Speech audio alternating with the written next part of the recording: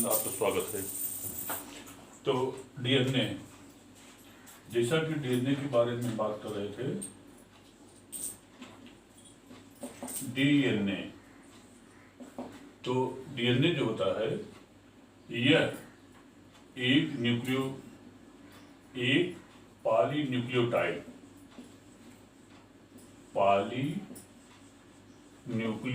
है वो।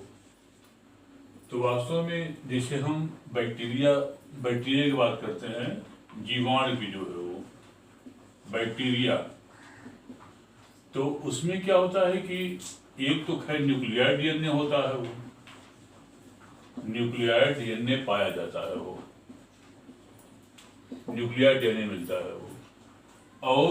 और सेकंड जो होता है उसमें जो होता है प्लाज्मिड्स होता है वो, प्लाज्मिड्स। तो प्लाज्मिड्स क्या होता है? प्लाज्मिड्स को हम एक्स्ट्रा न्यूक्लियर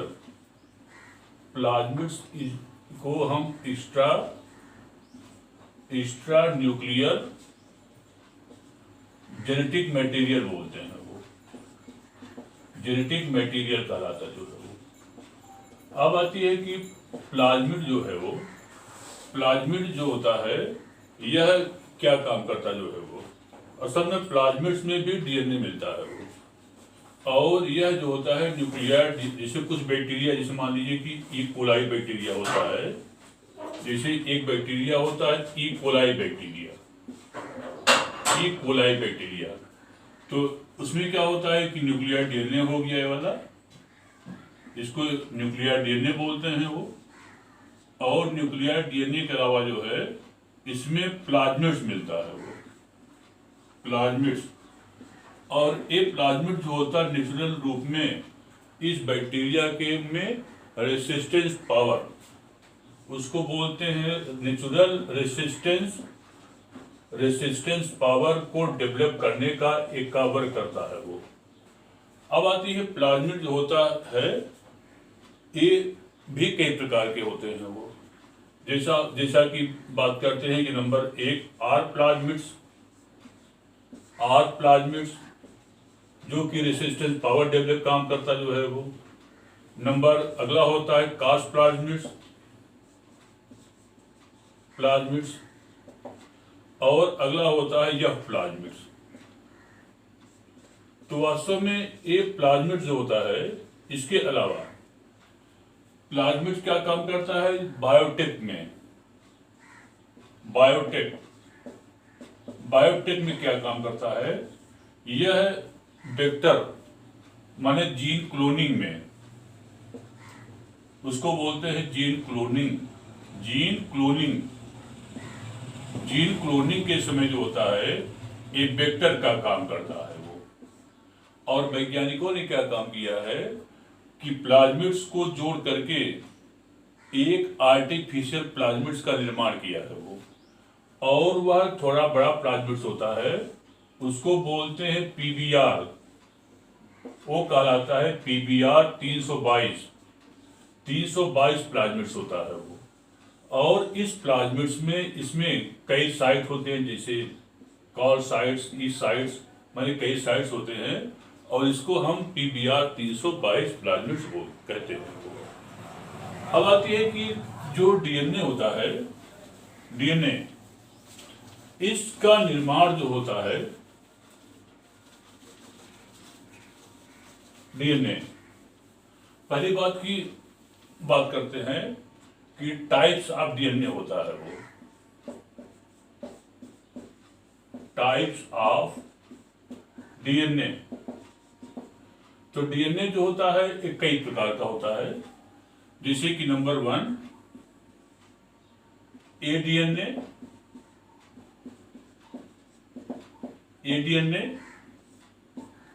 और नंबर 2 बी डीएनए, और नंबर 3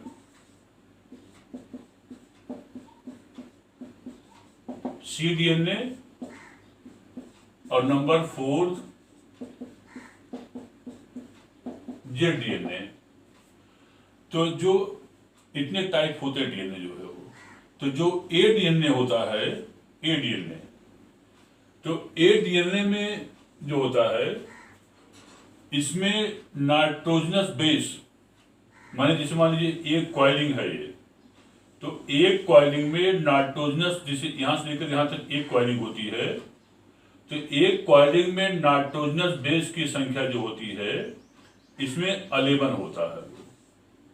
तो इस केस में क्या होता है कि बी डीएनए जो होता है वो जो होता है वही कुछ भाग उसके ए डीएनए में कन्वर्ट हो जाते हैं, और एक कॉइलिंग में जो होती है जो ए नाइट्रोजनस बेस होते हैं वो, इसकी संख्या 10 नहीं बल्कि 11 होती है। अगला होता है बी डीएनए। तो जो बी डीएनए होता है जिसकी की खोज वाटसन, क्रिक, हमारे 4 वैज्ञानिक आए थे जो है वो, एक तो आए थे वाटसन, अगला क्रिक, अगला थे विल्किंस और फ्रैंकलिन मैडम थी जो है वो। तो वाटसन, क्रिक, विल्किंस और फ्रैंकलिन, ये चारों वैज्ञानिकों ने double helical model of DNA प्रस्तुत किया जो है वो। तो ये वाटसन, क्रिक, विल्किंस और फ्रैंकलिन जो है ये जो है इन्होंने double helical model of DNA, double helical model of DNA प्रस्तुत किया जो है वो, मॉडल ऑफ डीएनए दिया। अब आती है कि जो इन्होंने बताया था वह बी डीएनए के बारे में बताया था जो है, और इन्होंने क्या कहा कि जो एक कॉइलिंग होती है उसमें नाइट्रोजनस बेस की संख्या जो होती है 10 होती है वो। अब आती है कि जो बी डीएनए होता है यह राइट हैंडेड कॉइलिंग होती है, और इसी पर जो है इनको 3 वैज्ञानिकों को, वाटसन, क्रिक और विल्किंस को 1962 का इनको नोबेल अवार्ड, इनको जो है सामूहिक रूप से तीनों वैज्ञानिकों को, वाटसन, क्रिक और विल्स को नोबेल अवार्ड दिया गया।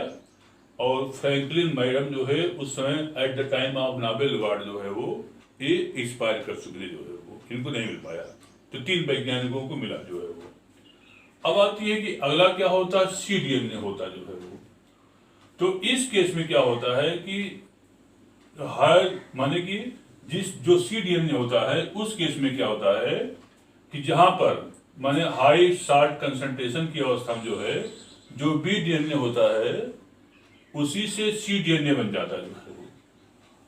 और जो सी डीएनए होता है उसमें नाइट्रोजनस बेस माने एक कॉइलिंग जो होती है उसके बीच में नाइट्रोजनस बेस की संख्या 10 नहीं बल्कि 9 होता है वो, 9 होता है वो। और अगला होता है डी डीएनए होता है वो, डी डीएनए। तो जब हम डी डीएनए की बात करते हैं तो डी डीएनए में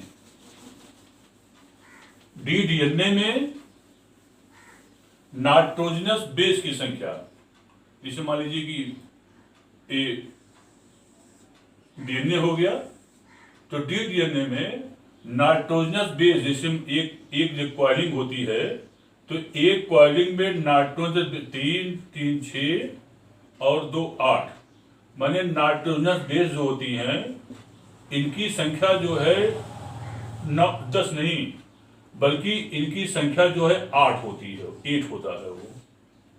फिर अगला होता है जेड डीएनए, जेड डीएनए। तो जेड डीएनए होता है इसको जिगजैग बोलते हैं, जिगजैग कहते हैं वो।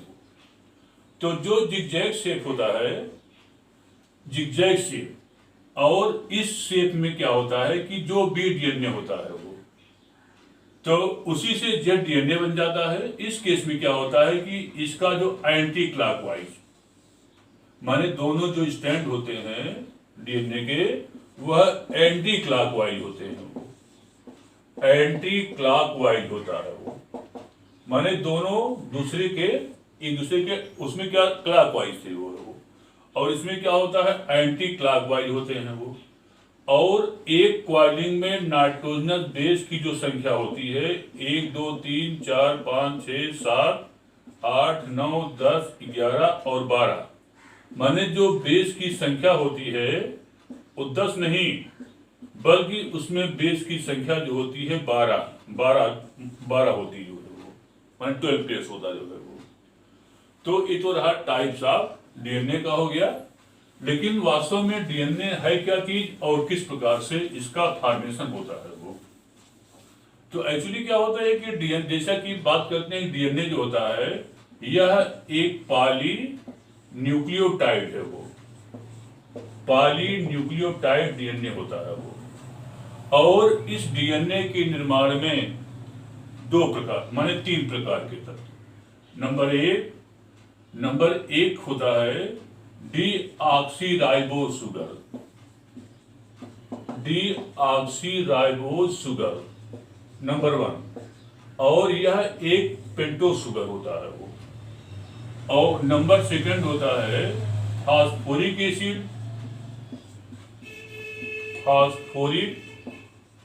एसिड, इसको बोलते हैं H3PO4 बोलते हैं।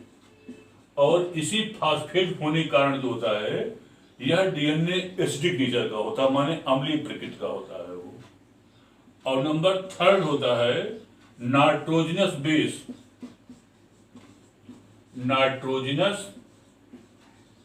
बेस। और ये बेस 2 प्रकार का होता है वो। नंबर 1 प्यूरिन और नंबर 2 होता है पिरिमिडीन।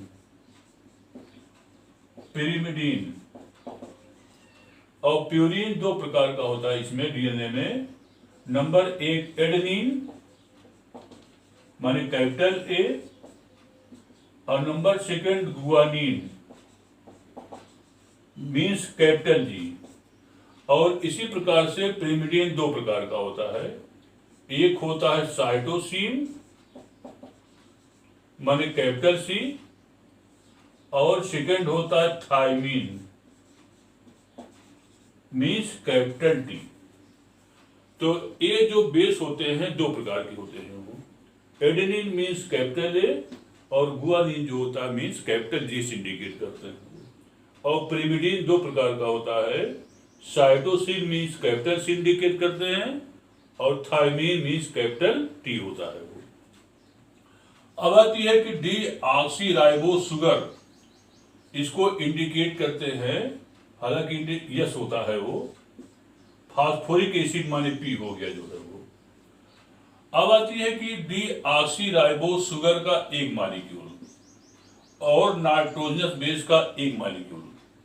ये जब दोनों, इसका एक मॉलिक्यूल और इसका एक मॉलिक्यूल मिल जाता है, तो उस समय जो है एक बन जाता है न्यूक्लियोसाइड बन जाता है, न्यूक्लियोसाइड का निर्माण हो जाता है वो। अब आती है कि जो डीएनए का न्यूक्लियोसाइड होता है, इसको कहते हैं डीऑक्सी राइबो न्यूक्लियोसाइड कहते हैं वो। डीऑक्सी राइबो न्यूक्लियोसाइड को कहते हैं वो। और इसी प्रकार से जब फास्फोरिक एसिड इसे मिल जाता है, माने H3PO4 इसे मिल जाता है, तो ये बन जाता है एक न्यूक्लियोटाइड बन जाता है वो। एक न्यूक्लियोटाइड बन जाता है। और डीएनए के न्यूक्लियोटाइड को हम कहते हैं डीऑक्सीराइबो न्यूक्लियोटाइड कहते हैं, एक कहलाता है वो। और ये तो इसका एक मोनोमर है, ये इसका एक मोनोमर कहलाता है वो। लेकिन जब इसकी कई इकाई, माने इसका एक मोनोमर कहलाता है वो, लेकिन जब इसकी कई इकाई जुड़ जाती हैं तो एक कहलाता है पॉलीमर बन जाता है वो। पॉलीमर माने बहुलक बोलते हैं वो। और इसके पॉलीमर को हम कहते हैं पॉली डीऑक्सी राइबो न्यूक्लियोटाइड कहते हैं वो। पॉली डीऑक्सीराइबो न्यूक्लियोटाइड कहते हैं। तो अब आती है कि इसमें जो होता है, जिसे एडेनिन है वो, एडेनिन हमें सदैव थाइमीन से जुड़ा होता है डबल हाइड्रोजन बॉन्ड द्वारा, और गुआनिन जो होता है हमेशा साइटोसिन से ट्रिपल हाइड्रोजन बॉन्ड द्वारा ये अटैच होता है। अब आती है कि इसमें किस प्रकार से इसकी यौगिक का फॉर्मेशन होता है।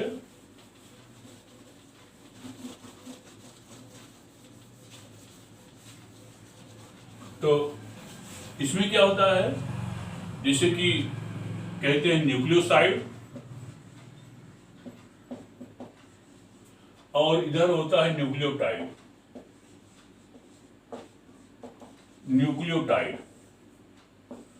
तो अब आती है कि डीऑक्सीराइबोज शुगर और एडेनिन जब मिल जाता है, वो डीऑक्सीराइबोज शुगर और एडेनिन, तो A D minus deoxyribose sugar, ये दोनों मिलकर के बन जाते हैं डीऑक्सीराइबोसाइड कहलाते हैं। और इसी प्रकार से जब डीऑक्सीराइबोज शुगर और एडेनिन तथा पी माने फास्फोरिक एसिड मिल जाते हैं वो, तो एक कहलाता है डीऑक्सी एडेनोसिन मोनोफॉस्फेट कहलाता है वो। तो डीऑक्सी एडेनोसिन मोनोफॉस्फेट जो होता है यह डीएनए का एक न्यूक्लियोटाइड है वो। इसी प्रकार से डी माने डीऑक्सीराइबोज शुगर और थाइमीन जब दोनों मिल जाते हैं तो ये कहलाता है न्यूक्लियोसाइड, और डीएनए के इस संयोजन को इसको बोलते हैं, कहते हैं डीऑक्सीथाइमिडीन कहते हैं जो है वो। और जिस समय डीऑक्सीथाइमिडीन और इससे पी माने फास्फोरिक एसिड मिल जाता है, एक कहलाता है डीऑक्सीथाइमिडीन मोनोफॉस्फेट कहलाता है।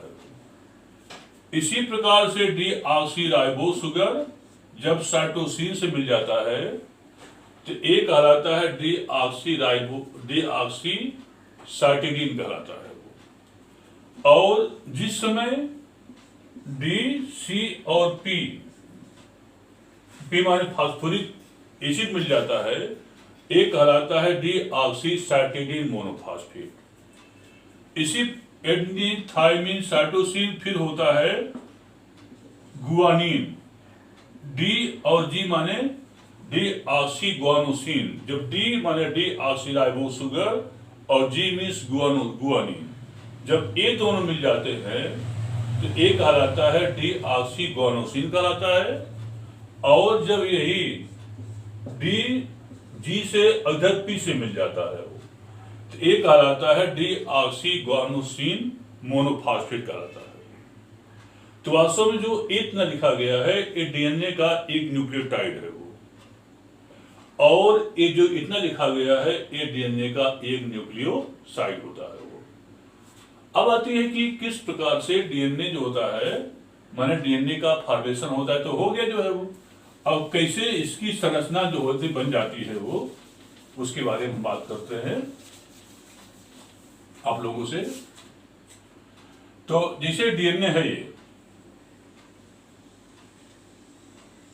देखिए, ये है ये डीएनए है ये हो गया मेजर ग्रुप, और ये होता है माइनर ग्रुप। अब आती है कि ये दोनों जो होते हैं स्टैंड, जैसे यहां से ये स्टैंड है ये, तो दोनों जो होता है एक दूसरे के 3 टाइम 5 टाइम इधर हो जाएगा मेजर ग्रुप, और एक इसका उल्टा हो जाता है 3 टाइम, और ये हो जाएगा 5 टाइम माने उल्टा चलेगा। इसका अपोजिट होता है 3 टाइम और 5 टाइम। तो पहली बात कि ये जो दोनों होते हैं दोनों एक दूसरे के कॉम्प्लीमेंट्री होते हैं। कॉम्प्लीमेंट्री माने कि दूसरे एक ए इसका परिपूरक और इसका परिपूरक ए होता है। अब इस केस में क्या होता है कि यहां पर जो होती है एक सेंट्रल एक्सिस होती है, वो इसको कहते हैं सेंट्रल एक्सिस, सेंट्रल एक्सिस कहलाता है। अब आती है कि यहां से लेकर यहां तक जो डिस्टेंस होती है ए डिस्टेंस होती है 10 एंगस्ट्रॉम। इसके बाद यहां से लेकर यहां तक जो डिस्टेंस होती है वह डिस्टेंस होती है 10 एंगस्ट्रॉम। तो 10 + 10 ये हो जाएगा कितना, ये हो जाता है 20 एंगस्ट्रॉम डिस्टेंस ये हो जाएगी जो है। अब आती है कि इसके बाद यहां से लेकर के जो एक कॉइलिंग, जैसे यहां से लेकर के जो एक कॉइलिंग होती है यहां से लेकर के यहां तक वो डिस्टेंस होती है 34 एंगस्ट्रॉम। 34 एंगस्ट्रॉम या इसको कहते हैं 3.4 एनएम बोलते हैं जो है वो। और इसी प्रकार से जैसे यहां से लेकर के जो ए डिस्टेंस होता है ए हो जाएगा 10 एंगस्ट्रॉम, 10 एंगस्ट्रॉम। अब आती है कि इसके बाद ये जो बेस होते हैं 1 2 3 4 5 6 7 8 9 और 10। तो इसके बाद इधर एड 1 2 3 4 5 6 7 8 9 और 10। तो हालांकि ये तो वाटसन क्रिक का है वो, जिसको कि बीडीएनए, उन्होंने बीडीएनए इसको कहा जो है वो, इसका नाम उन्होंने वाटसन क्रिक ने इसको क्या दिया, इसको बीडीएनए नाम दिया जो है वो, बीडीएनए इसका नाम दिया। अब आती है कि इसमें जो होता है एडेनिन, यहां क्या हो जाएगा एडेनिन, एडेनिन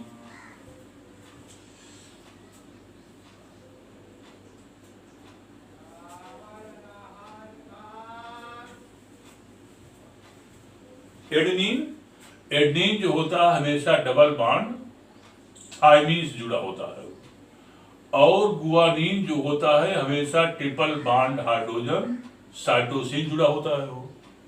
फिर नेक्स्ट टाइम क्या हो जाएगा, थायमीन जुड़ा होता है डबल बॉन्ड एडेनिन से, और साइटोसिन जुड़ा होगा ट्रिपल बॉन्ड गुआनिन से।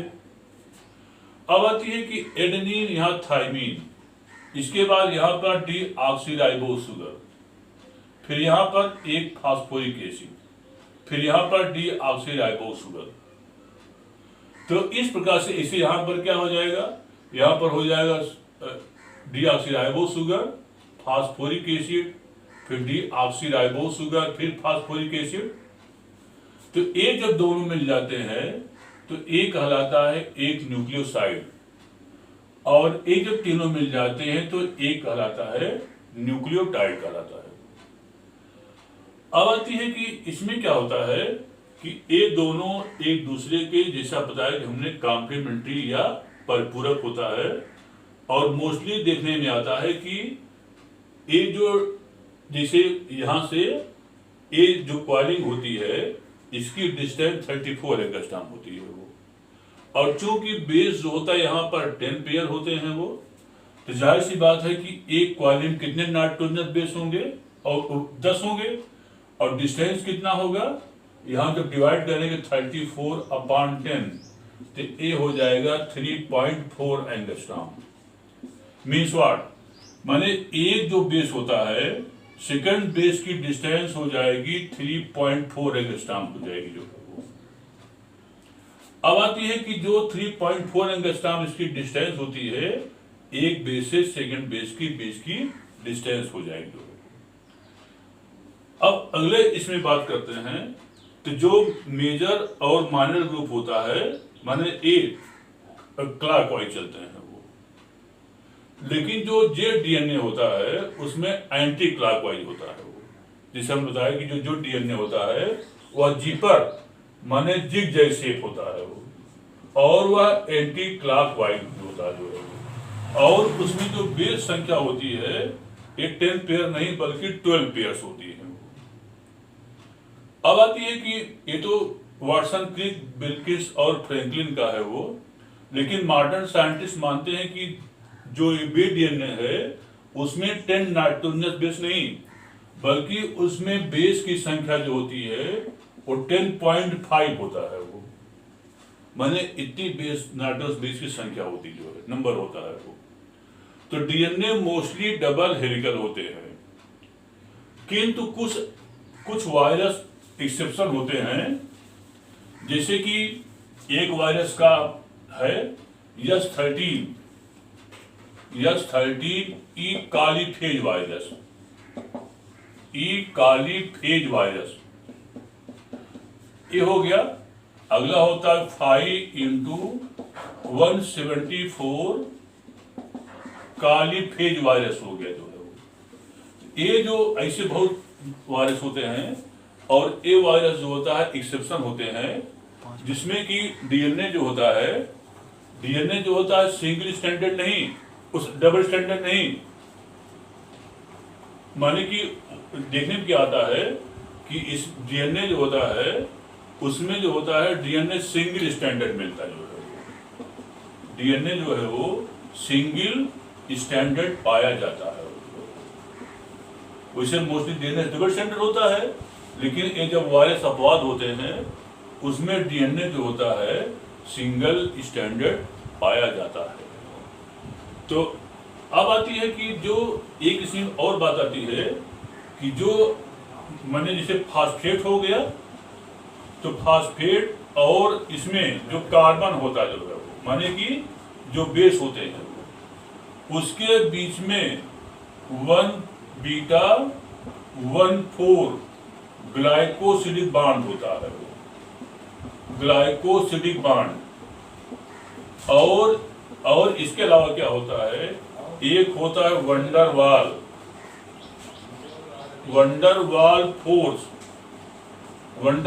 फोर्स के द्वारा जो है ये बिल्कुल इनमें डीएनए के बांड में आपस में स्टेबिलिटी जो होती है वो, ज्वाइंट की स्टेबिलिटी जो होती है वो बढ़ जाती है वो, माने अट्रैक्शन जो होता है वो बढ़ जाता जो है वो।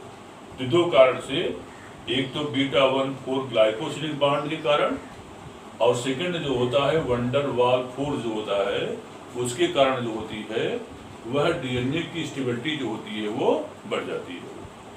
अब आती है कि at the time of the DNA replication, माने जिस समय डीएनए का रिप्लिकेशन या डुप्लीकेशन होता है, जैसे ये डीएनए है ये,